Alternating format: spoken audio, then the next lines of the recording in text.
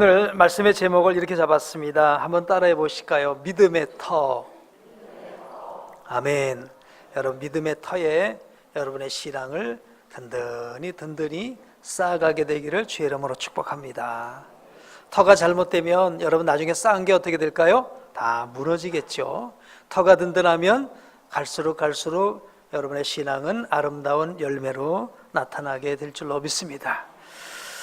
위기관리라는 말이 있습니다. 위기관리. 사람에게는 다 위기가 있습니다. 나라에도 위기가 있습니다. 우리나라에도 위기관리 시스템이 있죠. NSC, 위기관리 시스템이 있습니다. 이게 잘 돌아가면 국가에도 어떤 위기가 와도 그 위기를 또 잘 대처할 능력이 생기게 되죠. 위기관리가 안 되면 사건이 계속 발생을 하는데 자꾸 뒷북만 치게 됩니다. 그래서 위기가 있느냐가 중요하지만 그보다 더 중요한 것은 어떻게 위기 관리를 하느냐가 더 중요하다고 봅니다. 이것은 회사도 마찬가지인 것 같아요. 가정도 마찬가지고요. 다 위기가 있습니다. 중요한 건 그 위기 관리를 잘하는 가정, 회사, 나라는 그 위기를 극복하고 더 한 단계 성숙하게 된다고 믿습니다. 우리나라도 보니까 제가 어려서부터 들었던 게 그거예요. 우리나라 위기다. 그죠? 꼭 쓰러진다는 거예요. 이 파도를 못 넘을 것 같다는 거예요. 근데 지금까지 넘어온 줄로 믿습니다.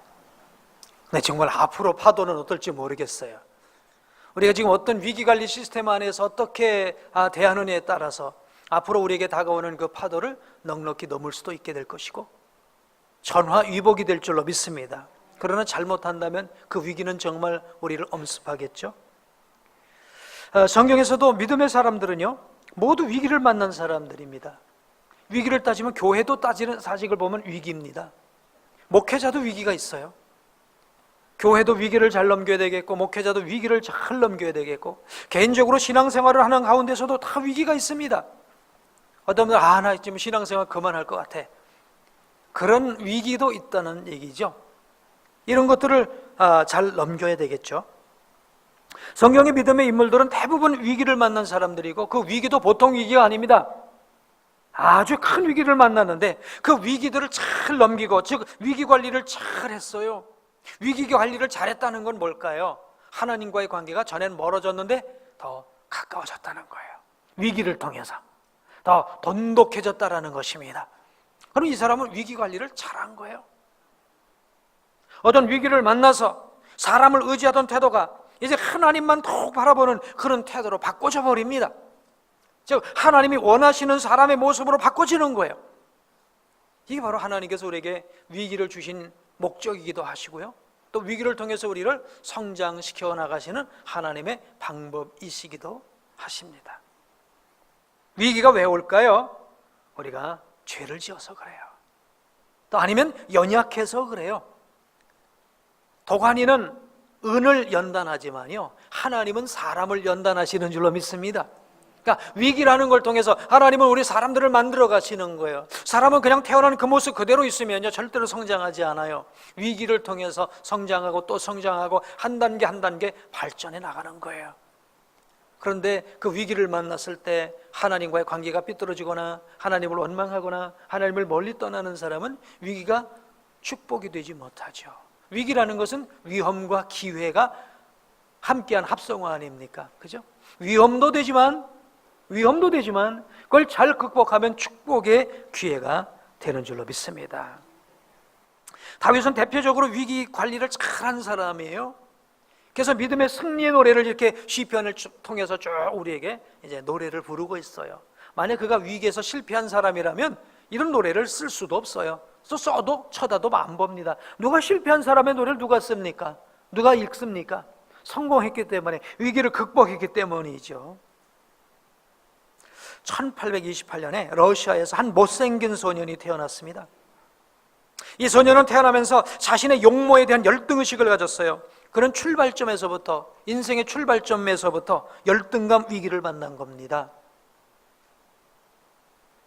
그런데 이 열등감의 위기를 그는 하나님의 말씀으로 극복했어요.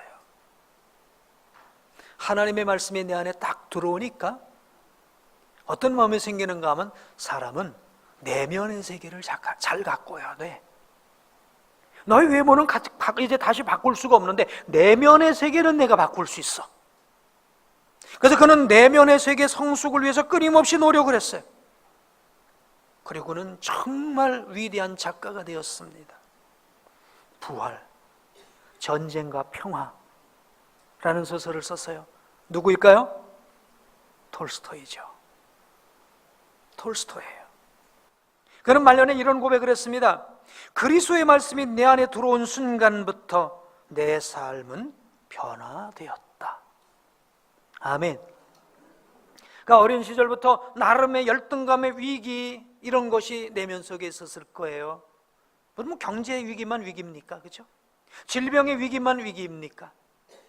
내면의 갈등, 내면의 열등감, 피해의식 이런 것도 다 위기거든요. 하나님의 말씀이 그 안에 들어온 다음에 그는 그 위기를 극복하고 세계에 저명한 인물이 되었어요. 여러분, 위기를 통해서 성령님께서 내 안에 오셔서 말씀을 통해서 우리에게 새로운 깨우침을 주시고 위기 가운데서 살아계신 하나님을 만나게 된다고 한다면 위기는 축복의 통로가 되는 줄로 믿습니다. 아멘. 아멘. 그럼 우리 모든 위기를 축복으로 변화시키는 승리의 주인공 되시기를 주의 이름으로 축복합니다. 저는 이제 지난 주간에 월요일부터요 3040 차세대 목회자 세미나에 제가 강사로 섬겼어요. 우리 교단에 30대, 40대 목사님들, 이제 개척하고 얼마 안 된 목사님들, 개척을 준비하는 목사님들, 이런 목사님들. 저도 30년 전 33살에 개척을 했으니까 옛날에 제 모습을 보는 것 같습니다. 그들과 쭉 이제 섬기고 수요일 날에는요 저는 강릉에 가서 예배를 드렸어요. 강릉 장로교회 가서 예배를 드렸어요. 전혀 알지 못하고 강릉에 가서 어느 교회를 갈까 수요일 날 이렇게 인터넷 검색을 해보니까 강릉 장로교회가 있더라고요. 그래서 그 교회를 갔어요. 가봤더니 강릉 지역 연합성회를 하고 있더라고요. 와, 정말 연합성회가 이렇게 아름답게 이루어지면 참 좋겠다. 서로 교회마다 연합되어지는 그 모습이 얼마나 아름다운지 몰라요. 그리고 그날 만낙교회, 분당에 있는 만낙교회 김병삼 목사님이 이제 강사이셨어요. 그래서 이제 그 목사님 설교를 하시는데, 야, 연합성의 진행도 아름다웠고, 그 목사님 설교도 너무 아름다웠고, 저는 뒤에서 이렇게 잠바 입고, 다 이렇게 예배를 드니까 얼마나 편한지 몰라요. 교회에서는 큰 양복 입어갖고, 우리 교회에서는 와도 그냥 다 저를 감시하고 가잖아요. 그렇죠? 저 목사가 지금 잘 설교를 듣고 있나. 근데 거기는 뭐 제가 목사인지 뭔지 모르니까 제가 편안하게 말씀을 듣는데 참 은혜를 많이 받았어요. 그분 목사님이 이제 설교를 하시는데 그런 얘기를 하더라고요. 본인도 이제 그 여러 목사님들이 함께 집회하는 그런 집회에 본인이 강사로 참석을 했고 자기 설교가 마친 다음에 또 그 다음 강사님이 설교할 때 본인이 함께 참석해서 은혜를 받게 되었다는 거예요.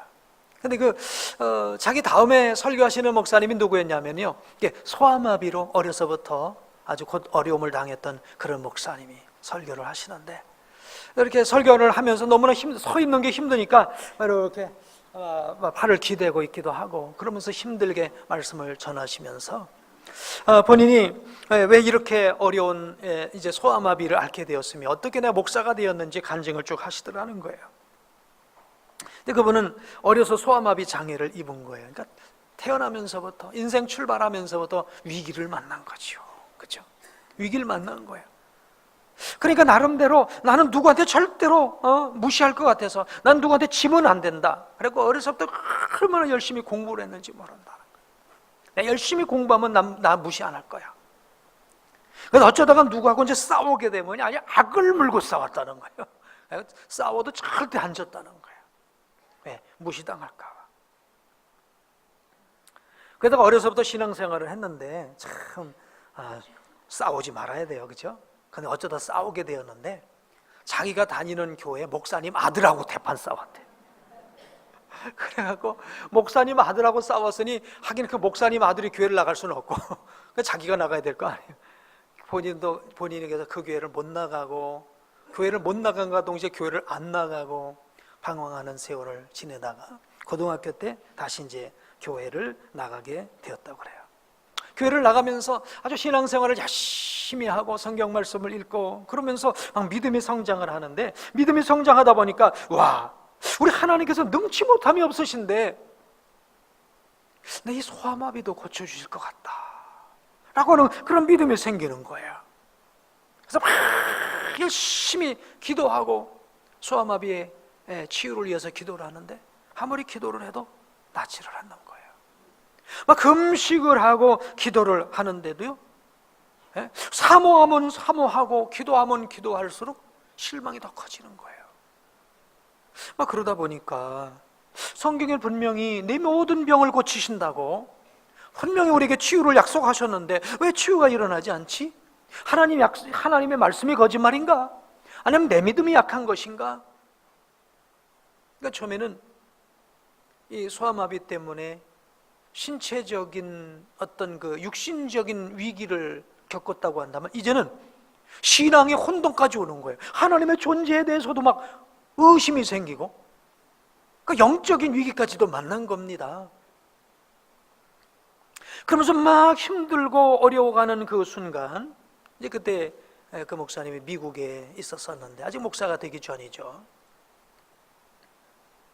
거리를 지나가다가 현수막을 봤는데, 우리도 이제 교회 옆에다가 부흥의 포스터 같은 거 붙이잖아요. 근데 포스터를 붙이는데 모든 병은 치유됩니다 하는 그런 포스터가 있어요. 모든 병이 치유돼? 그러면서 고개를 갸우뚱하면서 그 교회를 들어갔어요. 그래서 미국 목사님이 설교를 하는데 한 50여 명 정도 작은 인원이 모여온 거예요. 그 목사님은 하나님께서 모든 병을 고치신다고 설교를 하시고 안수받으러 앞으로 나오라고. 다른 사람들 다 나가서 안수받고 그냥 또 이렇게 하는데 본인은 나갈 수가 없는 거예요. 정말 내 병이 치유될까? 지금까지나 기도도 하고 안수도 받아봤고 별걸 다 해봤는데 아직도 난 그대로 요만큼도 변한 게 없는데 치유되나? 나오라고 그러더래요. 그래서 나갔어요. 나가서 기도를 받기 전에 물었답니다. 정말 치유됩니까? 네? 정말 치유됩니까? 모든 병이? 내 소아마비도 치유됩니까? 그러니까 목사님이 치유된다고 하시더래요. 그러면서 이런 질문을 하시더래요. 다시는 고린도후서 12장에 보면 바울이 육체에 가시가 있었지 않았냐. 근데 그가 3번을 기도했는데 그가 육체의 가시, 우리가 육체의 가시가 보통 간질이라고 말합니다. 혹은 안질이라고도 말합니다. 정확한 병명은 다들 학자들 간에 그냥 추측으로만 얘기를 하고 있어요. 근데 어쩌나 그 육체의 가시를 3번을 위해서 기도를 했는데 나았냐고 물어보더라는 거예요. 안 났다고. 사실 안 났잖아요, 그죠? 사실 안 났어요. 그 목사님 아니라고, 났다고. 그러면서 성경을 읽어주는데 여러분 아시는 대로 고린도후서 12장 9절이에요. 내 은혜가 내게 족하도다. 이는 내 능력이 약한 데서 온전하여짐이라 하신지라. 그러므로 도리어 크게 기뻐함으로 나의 여러 약한 것들에 대하여 자랑하리니 이는 그리스도의 능력이 내게 머물게 하려 함이라. 사도 바울이 3번이나 간절히 간구했는데 응답이 바로 뭐야? 내 은혜가 내게 좋게. 더 이상 이거 위해서 기도하지 마. 다만 내 능력이 약한 데서 온전해지는 거야. 내가 약하기 때문에 그 약한 것이 내 능력이 임하는 통로야. 축복이 임하는 통로야. 사실 여러분 아시다시피 이 사도 바울이 어때요? 얼마나 능력 있는 주의 종이었습니까? 그림자만 지나가도 손수건만 얹어도 병든 자가 치료함을 받는, 남은 치료하는데 자기는 치료가 안 되는 지금 이런 상황이 있었던 거예요. 그러니 얼마나 교만할 수 있겠습니까? 그죠? 얼마나 교만할 수 있었겠어요? 그러니까 하나님께서 육체의 가시를 주신 거예요. 3번이나 간구를 했는데 내 은혜가 내게 좋게. 더 이상 치료를 위해 기도하지 마. 내가 약해야 나에게 은혜를 구해. 내가 부족해야 내 능력을 구해. 내가 능력 있으면 네 능력이라고 말할 거야. 그래서 오늘 사도 바울이 깨달았다는 거예요. 아하, 내가 여러 약한 것들에 대해서 내가 자랑하게 될 것이다. 이는 그리스도의 능력이 내게 머물게 하려 함이다. 보세요. 바울이 치료가 되었습니까? 사실 바울은 치료가 되지 않았지만 사실은 치료된 겁니다. 할렐루야. 그러면서 이제 그런 얘기를 하시더래요. 당신이 비록 소아마비이지만 소아마비가 더 이상 당신의 삶에 문제가 되지 않고 그 소아마비 때문에 당신이 하나님의 은혜를 더 힘입고 더 은혜를 사모하고 하나님의 도움을 구하고 날마다 하나님 앞에 무릎 꿇고 그럴 수 있다고 한다면 이미 당신은 치유된 겁니다. 아멘. 그런 말씀을 쭉 이제 듣고 나서 보니까 그 목사님이 자기 자신에 대한 그 소아마비 장애를 바라보는 눈이 새롭게 떠지게 됐더라는 거예요. 알고 보니 자기가 육신의 소아마비일 뿐만 아니라 신앙적으로도 소아마비였다라는 걸 발견하게 된 거예요. 아하, 하나님께서는 내 이 부족함을 통해 하나님의 은혜로 채워주시고 하나님의 능력으로 채워주시고 힘있고 건강한 사람은 하나님 의지 안 해도 되지만 나는 뭘 하나 하더라도 하나님을 의지해야만 할 존재로 나를 만들어 주셨으니 이게 나를 향한 하나님의 섭리로구나. 이걸 깨닫고 나서요, 그 자리에서 그 목사님의 손을 우선 내 소아마비는 치유되었습니다. 아멘. 아멘. 그가 치유된 삶을 어떻게 살아가고 있나요? 자기가 소아마비라고 하는 어떤 열등의식, 어떤 반항심, 피해의식 이런 것이 그 내면 속에서 완전히 사라져버리고 이걸 통해서 나를 하나님이 사용하시려고 하는 거로구나. 이걸 깨닫고요, 그는 연약한 몸이지만 연약한 몸을 통해서 일하시는 그 하나님의 능력을 전 세계에 다니면서 복음을 전하는 위대한 주의 종이 됐다고 합니다. 우리 사랑하는 성도님 여러분, 여러분 속에 어떤 위기가 있어요? 어떤 피해의식, 어떤 열등감, 어떤 우울감, 어떤 마음의 상처 있나요? 여러분, 상처를 상처로 영원히 간직하고 있으면, 피해의식을 피해의식으로 영원히 간직하고 있으면 여러분 아무것도 할 수 없습니다. 여러분은 그 피의식의 피해자일 정도가 아니라 이미 영적인 위기를 만나고 있는 사람인 거예요. 우리 주님 만나시고 해결받게 되길 주 이름으로 축복합니다. 자, 오늘 본문 말씀도 보면 다윗도 역시 마찬가지예요. 다윗도 그 인생을 살아가면서 그는 정말 우리가 겪을 수 없는 수없는 많은 아픔과 상처와 배반과 선을 행했는데 악으로 갚는 정말 그런 여러 가지 일들을 많이 겪게 됩니다. 이런 걸 겪으면서 정말 그가 위기를 만났으면 나를 미워한 사람이 있으면 그를 가서 공격을 해야 되고 누가 나를 복수하면 나도 가서 그를 죽여야 되고 이런 일을 행해야 되겠으나 그는 그 위기 가운데서 하나님의 방법으로 하나님이 주시는 그 마음으로 하나님을 신뢰함으로 그 모든 문제들을 해결하고 나가는 것이 오늘 본문에서 우리에게 주시는 말씀인 거예요. 자, 한번 1절 말씀을 한번 보실까요?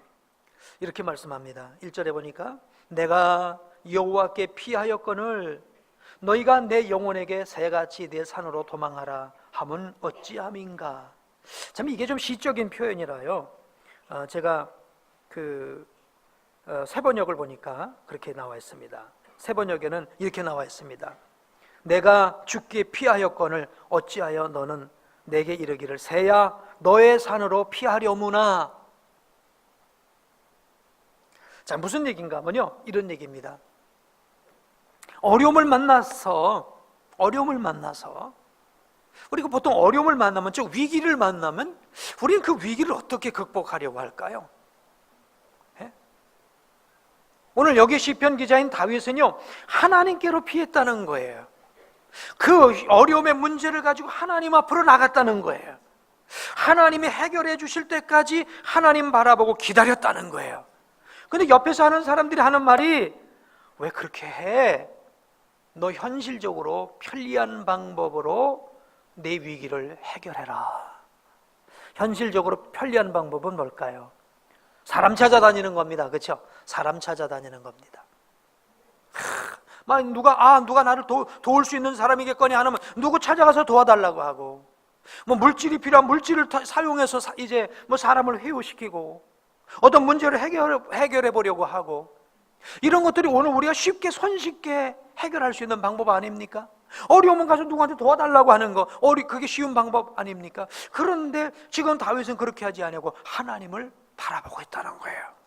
하나님을 바라보는데, 하나님을 바라보면 당장 뭐가 떨어집니까? 그러니까 야, 너는 새같이 내 산으로 도망하라. 내 방법으로, 좀 인간적인 방법으로, 현실적인 방법으로 내 위기를 좀 극복해봐. 이게 사실 오늘 신앙 안에서 위기를 만난 성도들에게 당하는 아주 또 큰 유혹이죠. 자, 오늘 2절은 뭐라고 말합니까? 악인이 활을 당기고 화살을 시위에 먹이어 마음이 바른 자를 어두운 데서 쏘려 하는도다. 지금 세상은 이렇단 말이에요.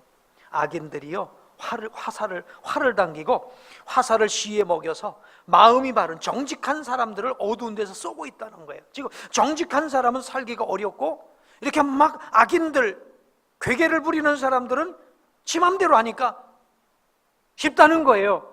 그래서 3절 다 같이 읽어보실까요? 시작. 터가 무너지면 의인이 무엇을 하랴. 여기서 터라는 건 이겁니다. 정직한 사람이 바로 된다는 터, 이게 무너져 버린 거예요. 그러면 믿음으로 살려는 사람은 어떻게 될 거냐? 그러니까 오늘 이게 우리들의 위기인 것입니다. 여러분 어떻습니까? 세상을 살아가면서 믿음으로 기도하고 말씀대로 바로 살아가는 게 어렵죠? 그렇죠? 정직하게 사는 게 어렵지요? 대강 편법으로 술술 넘어가면 얼마나 편합니까? 그죠? 너 그렇게 편하게 살아. 왜 꼭 이렇게 무슨 꼭 주의를 지켜야 돼? 융통성 있게 살아. 형편에 맞춰서 살아. 무슨 말씀 지킨다고 순종한다고 비난받으며 욕먹으며 왜 그렇게 사니? 아마 이런 비난일지도 몰라요. 근데 오늘 이 시편 기자는 아니야, 나는 믿음의 터가 있어. 아멘. 여러분, 이 믿음의 터를 쌓아가게 될 주의 이름으로 축원합니다. 믿음의 터라는 건 이겁니다. 세상에 터가 다 무너졌지만 내 안에는 하나님 안에서 하나님의 말씀을 기준 삼아 살아가는 나는 신앙의 터가 있어. 이 터를 쌓아갈 거야. 만약 여러분의 터가 잘못되었으면 잘못된 터 위에 여러분의 삶을 계속 쌓아갈 때 결국 그 터는 약해서 무너질 수밖에 없을 거예요. 힘들고 어려워도 말씀의 터 위에, 아멘, 하나님을 바라보는 그 믿음이라는 터 위에 여러분의 하나하나의 삶을 살아가야, 아멘, 아름다운 신앙의 열매가 맺혀지게 되리라고 믿습니다. 그 터가 바로 뭘까요? 자, 4절 보실까요? 시작. 여호와께서는 그 성전에 계시고 여호와의 보좌는 하늘에 있으며 그의 눈이 인생을 통촉하시고 그의 안목이 그들을 감찰하시도다. 뭐냐면요, 여호와께서 그의 성전에 계시고 여호와의 보좌는 하늘에 있다. 저는 이 말씀을 한마디로 말해서 오늘 우리 믿음의 터는 한번 따라 하실까요? 믿음의 터는 위기를 만났을 때 기도로 하나님께 나가는 것이다. 여러분, 어려움 만날 때요, 자꾸만 이 사람 저 사람 찾아다니지 마세요. 위기 만났을 때 이 사람 저 사람 찾아다니지 마시고요, 우리 하나님 앞에 기도하기를 바랍니다. 아멘, 아멘. 참 보면 그럴 때도 있어요. 막 그냥 나를 향해서 막 이러쿵 저러쿵 막 누가 얘기를 하고 다닐 때도 있습니다. 그렇다고 뭐 나도 이러쿵 저러쿵 얘기를 하고 다닐 수도 없는 거 아니에요. 누구 앞으로 나가야 됩니까? 하나님 앞으로 나가야 될 줄로 믿습니다. 여러분도 뭐 살면 그런 일 많을 거예요. 뭐 시어머니와의 갈등, 누구와의 갈등, 이래서 누가 뭐 나한테 대해서 안 좋은 얘기를 뭐 하고 막 이러면 또 그걸 다 일일이 다 해명을 하러 다녀야 되고, 그 나에게 안 좋은 사람을 다 욕을 하러 다녀야 되고, 그럴 수는 없는 거 아니에요. 누구에게로 나가야 됩니까? 누구에게로 나가야 됩니까? 하나님께로 나가야 되는 거예요. 그 억울하고 힘든 문제가 있습니까? 하나님 앞에로 그 문제를 가지고 나가시기를 바랍니다. 우리 하나님께서는 하늘에 계시고 그 눈이 인생을 통촉하시고 그의 안목이 그들을 감찰하신다고 말씀하세요. 모든 걸 보시고 모든 걸 아시는 하나님께 구하는 것이 늦은 것 같아도 빠른 것입니다. 이것이 우리의 믿음의 터가 되기를 축복합니다. 터가 된다는 것, 그걸 지킨다는 거예요. 그 방법을 지킨다는 거예요. 아무리 바쁘고 힘들고 옆에 쉬운 방법이 있는 것 같아도 그걸 지키겠다는 거예요.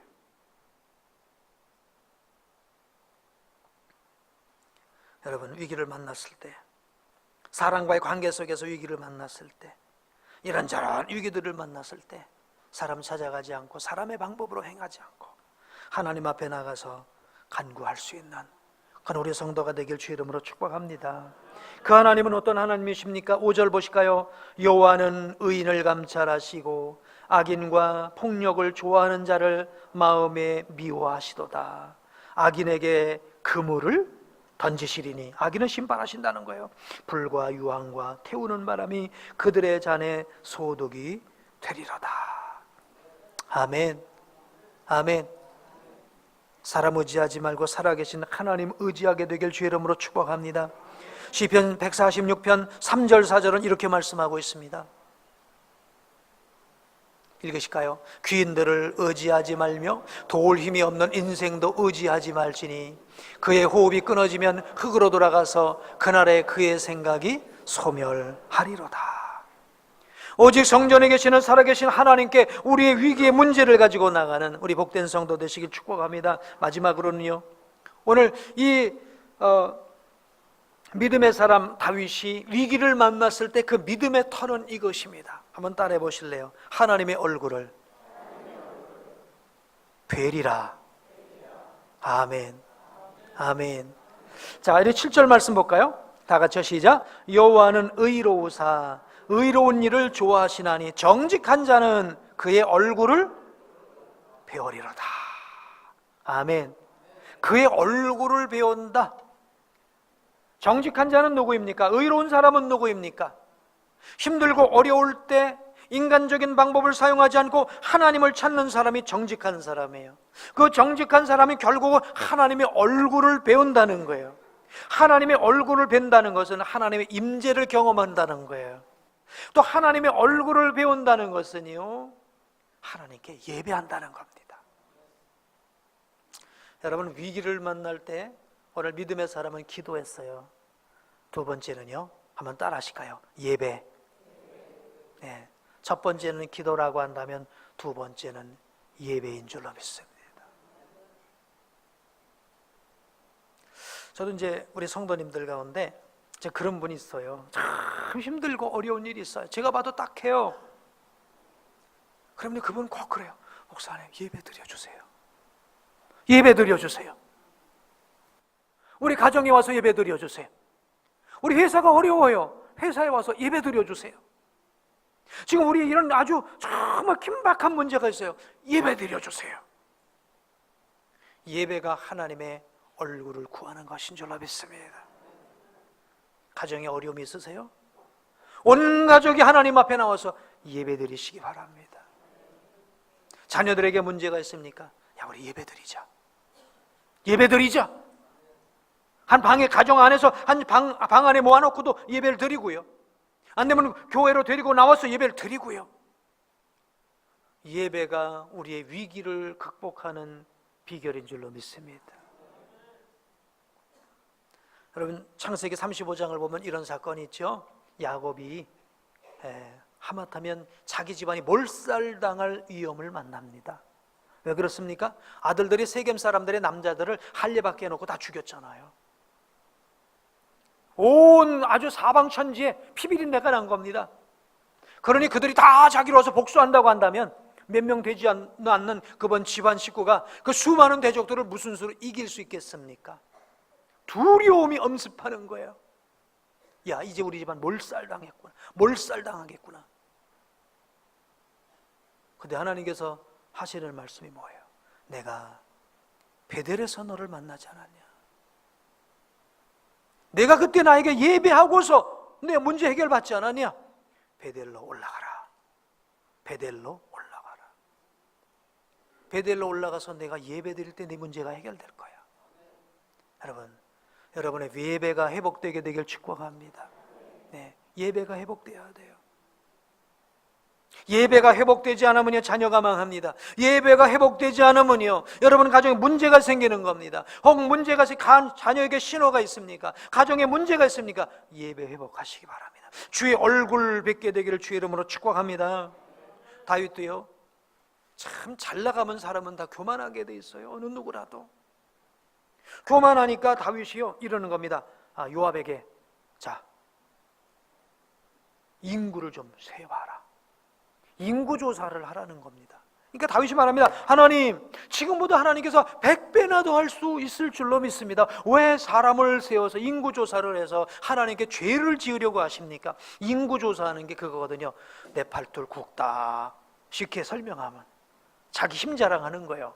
내 나라가 이래. 한번 힘써보겠다는 거예요.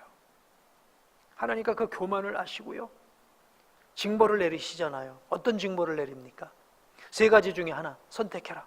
선택한 게 3일 동안 온역이 있는 거예요. 즉 전염병이 도는 거예요. 다윗이 그 교만한 생각 한 번 갖고 인구조사라고 하라고 한 것 때문에 전염병이 돌았는데 하루에 몇만 명이 죽죠? 7만 명이 죽습니다.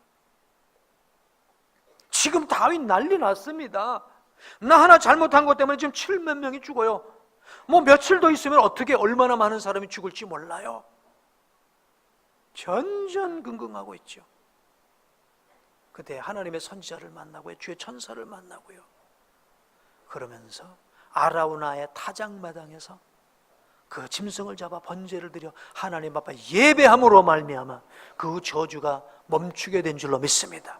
그리고 아라우나 타작마당에서 드려진 그 번제의 장소가 바로 하나님 앞에 성전을 짓게 되는 그 성전의 기초 자리가 된 거예요. 여러분, 위기를 만나셨어요? 자녀의 문제가 있습니까? 가정의 문제가 있습니까? 건강의 문제가 있습니까? 어떤 문제가 있습니까? 예배 회복하시길 축복합니다. 아멘. 예배를 드릴 때 우리가 주의 얼굴을 뵙게 될 줄로 믿습니다. 시편 17편 15절은 이렇게 말씀하십니다. 읽으실까요? 나는 의로운 중에 주의 얼굴을 배우리니 깰 때에 주의 형상으로 만족하리이다. 여러분이 위기를 만나서 힘들 때 여러분이 주의 얼굴을 뵙게 되면 깰 때에 주의 형상으로 만족하게 되어지는 역사가 일어나게 될 것입니다. 현대인의 위기는요, 예배의 위기예요. 하나님을 예배하지 않고 나를 예배해요. 예배가 회복되게 되길 주의 이름으로 축복합니다. 가정 예배가 회복되게 되기를 주의 이름으로 축복합니다. 온 가족이 하나님 앞에 나와 예배하는 이 예배가 회복됨으로 말미암아 위기가 전화이복이 되어지는 그런 놀라운 역사가 있기를 주님의 이름으로 축복합니다. 앞서서 그 소아마비 장애를 앓은 목사님에 관한 말씀을 드렸어요. 그는 신체적인 위기, 태어나면서의 그런 육체적인 위기를 만났으나 하나님의 말씀을 만나고 말씀이 그를 바꿔놓다 보니, 그죠? 그는 위기가 아니라 축복의 사람으로 바꿔진 줄로 믿습니다. 다윗은 기도로서 내가 어려움을 만날 때 편한 방법으로, 세상적인 방법으로 그 문제를 해결하려고 하지 않고 내 믿음의 터는 성전에 계시는 하나님께 나가는 것이다. 기도로서 문제를 해결하려고 했어요. 여러분, 기도로서 문제 해결받게 되길 축복합니다. 말씀으로 문제 해결받기를 바랍니다. 기도로서 문제 해결받기를 바랍니다. 그리고 나는 주의 얼굴을 배울 것이다.